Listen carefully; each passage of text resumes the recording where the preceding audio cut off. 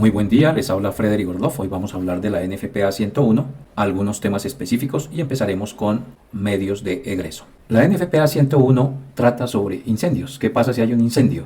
Tenemos que salir por unas rutas de evacuación a un lugar seguro. Esta ruta de evacuación debe tener algunas características especiales en lo que tiene que ver con muros, techos, etcétera, para que podamos llegar a un lugar seguro. ¿Y qué es un lugar seguro? Un lugar seguro generalmente es la calle fuera del edificio, cosa de que podamos alejarnos lo más rápido posible del incendio. Entonces, estos pasillos, estas rutas de evacuación, ¿quién los determina? El arquitecto generalmente pues debe establecer que deben tener un ancho por lo menos de 3 metros para que se establezca como ruta de evacuación. Y esta ruta de evacuación para llevarnos al lugar de seguro básicamente cuenta con acceso a la salida, la ruta, acceso a la salida, cada una de las salidas determinadas, la salida propiamente dicho, y esto que se llama la descarga a la salida, o LED, lugar de descarga de la salida. Vamos a mirar este ejemplo. Tenemos una empresa, una fábrica, que tiene 300 pies por 300 pies de longitud por cada uno de los lados y tiene 4 salidas de emergencia. De acuerdo con la tabla 7312, determinamos el factor de ocupación, 100 metros cuadrados, 100 pies cuadrados por persona, o 9.3 metros cuadrados por persona. Como el espacio es de 300 por 300, podemos determinar un área bruta, en este caso, porque no vamos a tener en cuenta muebles, espacios y demás. Entonces tenemos 300 por 300 por 100 metros cuadrados por persona, nos da 900 personas en ese espacio. Como vimos previamente, tenemos 4 salidas, lo cual significa que por cada salida deberían evacuar por lo menos 225 personas por cada una de las salidas. En alguna otra parte de la norma se dice que si se bloquea una de las salidas debe pasar la mitad más 1 y estaría cumpliendo también con ese requisito. Entonces los ocupantes del edificio tomarán alguna de las salidas. Obviamente hemos hecho simulacros de evacuación, las personas saben por dónde tienen que evacuar para poder llegar al lugar seguro. Ahora, habrá algunas distancias para tener en cuenta. Y esas distancias van a depender si tenemos un sistema con sprinklers, con rociadores o sin ellos. También vamos a tener en cuenta cuál es esa distancia máxima que una persona debe recorrer para llegar a la salida.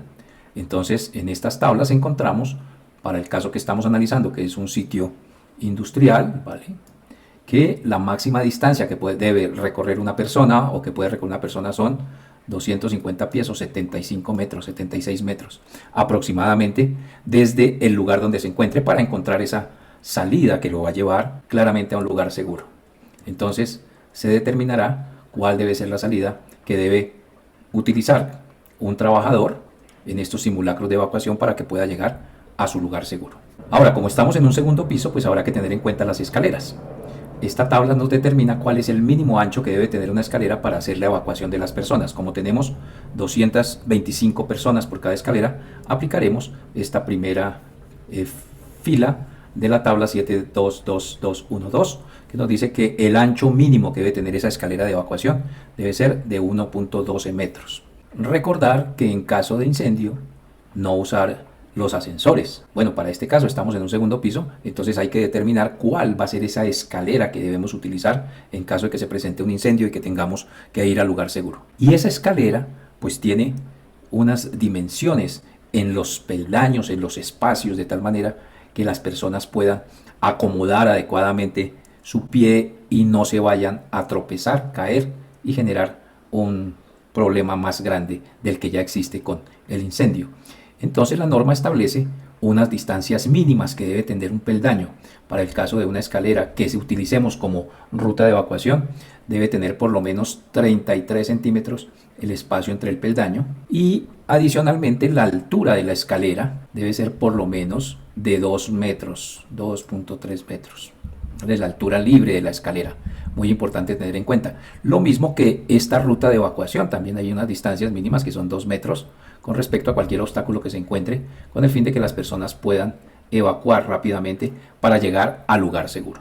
Las escaleras que se utilicen como ruta de evacuación deben tener pasamanos, y deben tener pasamanos en ambos lados de la escalera. Y esos pasamanos deben estar a una altura con respecto a los escalones de no menos de 86 centímetros ni más de 96 centímetros con respecto a la superficie de los escalones. Estas escaleras que hemos utilizado como ruta de evacuación, que se han designado como ruta de evacuación, deben estar bien señalizadas. Esa señalización puede ser con material reflectivo o con algún otro medio, de tal manera que las personas puedan identificar rápidamente en su egreso hacia el lugar seguro por donde tienen que guiarse. Inclusive, aun si falla la energía por alguna razón, que estén perfectamente identificados los escalones y la ruta de evacuación. Habíamos visto en el ejemplo anterior que hay que tener en cuenta unas distancias máximas que puede tener una persona en el caso de que se presente un incendio y tenga que ir a la ruta de evacuación. Esa distancia debe medirse sobre el piso, básicamente en el centro del pasillo por donde van a recorrer las personas, hasta llegar al lugar de salida, hasta la puerta de salida. Entonces, dependiendo del tipo de ocupación, de esos 12 tipos de ocupación que nos menciona la NFPA 101, se establecen unas distancias. ¿Cómo se mide en el caso de una escalera? Esa longitud, como lo estamos viendo en esta imagen, se toma una línea recta desde el primer escalón hasta el último escalón para poder establecer esas medidas máximas que puede recorrer una persona. Para el caso que estábamos viendo de la industria, pues ya habíamos mencionado que no puede ser mayor de 75 si tenemos sprinklers, ¿no? Si no tenemos sprinklers no puede ser mayor de 61 metros. Como para nuestro caso teníamos sprinkler, entonces establecemos que la máxima distancia que puede recorrer una persona a esa puerta debe ser de 75 metros. ¿Qué pasa si tengo más de 75 metros? El arquitecto tendrá que dimensionar otra ruta de evacuación, otra puerta, otra salida para esa instalación. Ahora, esas rutas que se han designado como rutas de evacuación pues deben tener unas características de protección contra el fuego. Y esa resistencia al fuego por esa ruta de evacuación puede ser de resistencia al fuego de 1 hora, de 2 horas, de 3 horas, dependiendo de los sitios que se encuentren aledaños a esa ruta de evacuación. Entonces puede haber clasificación al fuego de 1 hora, 2 horas, 3 horas, y todo eso lo encontramos en la tabla 6.1.14.4. Entonces en esta tabla, dependiendo de la clasificación de ocupación, los sitios que se encuentren adyacentes, aledaños unos con otros, establecerá cuál es la mínima resistencia al fuego que deben tener esas paredes. Por ejemplo, en este caso tenemos un sitio de alta concentración de personas con un edificio de oficinas. Y es un sitio de reuniones públicas para menos de 300 personas. De acuerdo con ello, buscamos cuál es ese sitio de reuniones públicas de menos de 300 personas, que es este que vemos aquí, y un edificio y una sala de oficinas, que es este. Y buscamos cuál es la intersección de esos dos locales y nos da que la resistencia al fuego debe ser mínimo de 1 hora entre esos dos sitios de reuniones, como lo estamos viendo aquí en esta imagen. Entonces, este muro de separación entre el sitio de reuniones públicas y el de oficinas debe ser por lo menos de 1 hora. Ahora, para establecer barreras cortafuegos, estas paredes o estas barreras cortafuegos deben ser continuas de una pared exterior a otra pared exterior o de una barrera cortafuegos a otra. No debe haber espacios abiertos, espacios ocultos, etcétera, donde podría filtrarse el fuego. Entonces encontraremos algo que se llama continuidad horizontal o continuidad vertical. Para este caso, por ejemplo, la barrera cortafuegos A debe ir desde una pared exterior hasta la otra pared exterior. Y esa pues sería una barrera cortafuegos como lo vemos en esta imagen. Entonces ahí tenemos una barrera cortafuegos de pared exterior a pared exterior. Pero también podríamos tener una barrera cortafuegos de una pared cortafuegos a una pared exterior. En el caso B, por ejemplo, la pared B, entonces tendremos una barrera cortafuegos también de continuidad horizontal de pared exterior a pared exterior.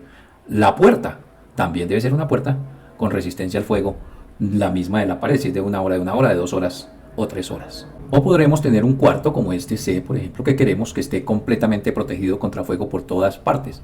En ese caso, pues tendremos barreras cortafuego que rodean claramente ese espacio, como lo estamos viendo acá, y claramente la puerta pues también tendrá esa clasificación de resistencia al fuego correspondiente. Igualmente, si lo que se pretende es una continuidad vertical, pues iremos de piso a techo. Habrá que mirar cuál es la clasificación de fuego del piso, cuál es la clasificación de techo de fuego, para establecer cuál es esa resistencia al fuego que debe tener esa barrera, como lo vamos a ver a continuación. Y estamos pues garantizando que no va a pasar el fuego por esa barrera. Lo mismo pasará si tenemos un techo falso, por ejemplo, como en este caso, también hay que mirar cuál es la resistencia al fuego. Aquí dice que la resistencia al fuego de ese techo falso es de 1 hora, entonces también estableceremos una barrera de continuidad vertical de piso a techo, también de 1 hora, para garantizar que no se nos pase el fuego por esa barrera. Bien, este es entonces un pequeño preámbulo de lo que es nuestro curso de la NFPA 101, Código de Seguridad de la Vida. Gracias por su atención.